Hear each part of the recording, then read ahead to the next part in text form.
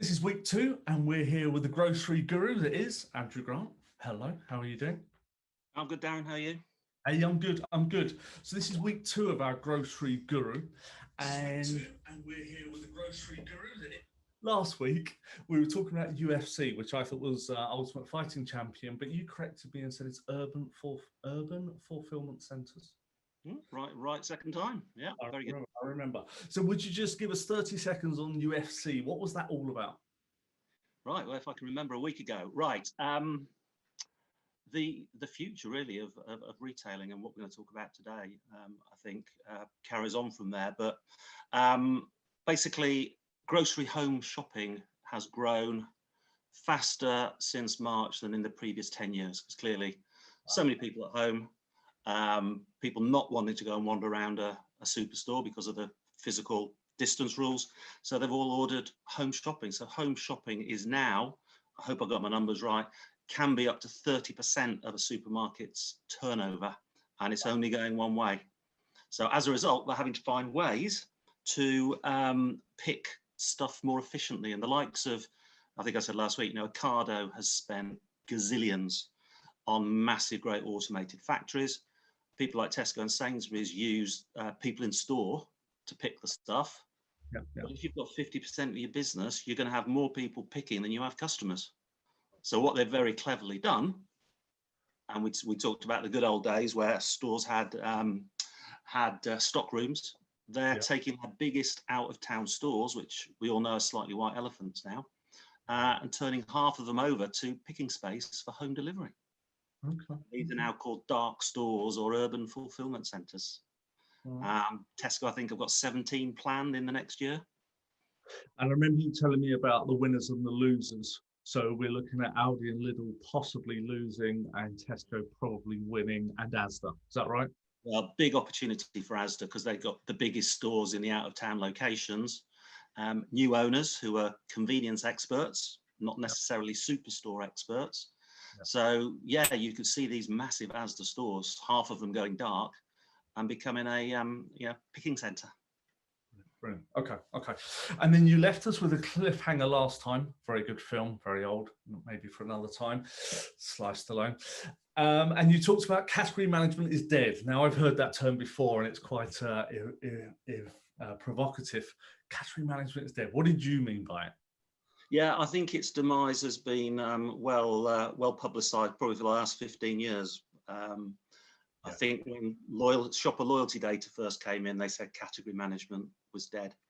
But I think finally it is. Okay. And it's this move to home shopping and these urban fulfillment centres that will be the nail in the coffin of traditional category management. Okay. If you are a traditional grocery supplier selling tins and packets that are relatively undifferentiated, because if half of the business is picked dark, then all your cans, all your packets of cereals, all your tins of stuff will be in the dark side of the store. And who's going to come in future and want to browse the canned veg aisle? If you go around a superstore now, which are the aisles which are the emptiest? It's the pet food aisle, it's the canned veg and canned fruit aisle. Everybody's in the ready meal aisle or produce or the meat department. Yeah, the sexier aisles, yeah. Well, it's the experiential, do they call it? Where, people want to look at the tomatoes and buy the tomatoes that are just the right ripeness for them. I like slightly green bananas. You probably like very ripe bananas. I won't buy a steak online because how do you know you're not getting the offcut? You want to be able to choose the rump steak that you want for your dinner. So I think the future is literally category management will split in half. You'll have half a store where people go in, if you like, for the experience. They want to see the fresh food and they want to see the meat and the produce and touch and feel and smell, etc. But then who bothers? Everybody knows what a can of beans is. So why not have that hidden, picked and delivered to your home because it's a can of beans? So I think as major challenge going forward for some of the big branded manufacturers in those categories, your Heinz's and your Kellogg's, because you don't have physical placement anymore. And category management is all about physical placement. All right, let me just take you back a bit, because a few people over the years have said to me category management is dead, and we interviewed a guy who wrote a book. Andy did actually, Category Management is Dead. And I get to a point where I go, category management is simply meeting the shopper's needs. That's never going to change. So is it category management alive, but you're saying it's going to change? Okay. Yeah, maybe it's not dead. Maybe it's like one of those mutant creatures that just morphs into something different. Okay. Yeah, a bit like Alien. You know, it doesn't actually die. It just turns into something else. You're right. It's a category management, as somebody once said to me, is about disappointing the fewest customers. Because I remember when I was a Sainsbury's ready meals buyer, we put in our diaries category management on a Friday afternoon. You think that's crazy, but that was in the 90s. We did category management 3 hours a week. The rest of the time, we don't know what we did. Yeah, well, I don't remember the 90s, Darren, so you'll have to remind me about that. All right. Yeah. So what about then my other challenge, which is we've got a whole bunch of suppliers who split into three. They split into those that sort of get category management, whatever we call that, meeting the shopper's needs, embracing it. Those that have bought the data but sort of wince when they pay the bill and don't use it. And then those that go, yeah, category management's still a bit odd. Are we really going to leave most of those behind now? Well, some of them potentially have already been left behind. So, you know, your big branded players have been pumping money into shopper insight probably for the last 10 years. And you see somebody like Gillette now have the Gillette Club, where you sign up to get your razor blades direct. I think they bought, was it Harry's razors they bought as well? The home subscription razors.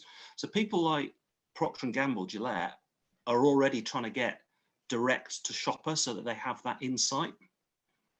So for me, the big branded players will have the money to, you know, pump the money into shopper insight rather than traditional category management. As ever, it's your secondary and tertiary brands, and to some extent your own brand players, who, as you say, either need to see the light, and that's what we're for, or they don't do it. And you will get left behind if you don't embrace, you know, as we call it, shopper insight management, or shopper-led insight management, SLIM for short. You need to embrace that. And so if we take traditional category management and those suppliers that were in, I think, this middle group, are those that buy a huge amount of data, but wince when they pay the bill and don't do much with it.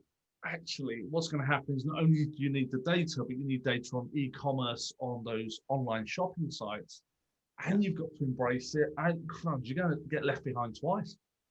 Yeah, well, people that buy the data and don't use it, it's a bit like buying a sports subscription for your telly and never watching a football match.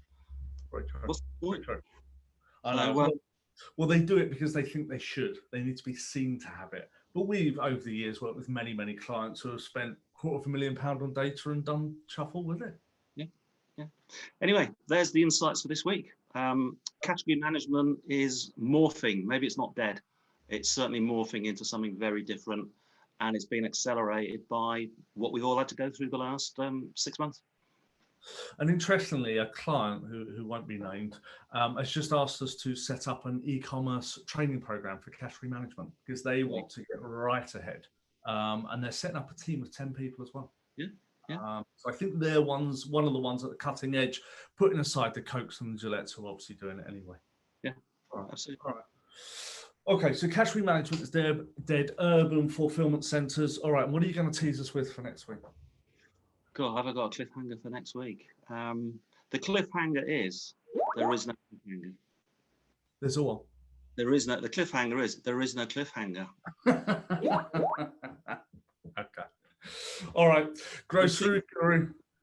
We'll see what happens in the world of grocery next week. We'll see what happens. We'll pick up on the news. All right. Grocery Guru, Andrew Grant, thank you very much for telling us that category management is dead, and that there are 3 groups of suppliers, potentially now a 4th, and we need to embrace this e-commerce online stuff, particularly if it's a third of shopping habits. If we don't, we're going to get left behind even more. All right. We'll tune in next week and we'll see you then.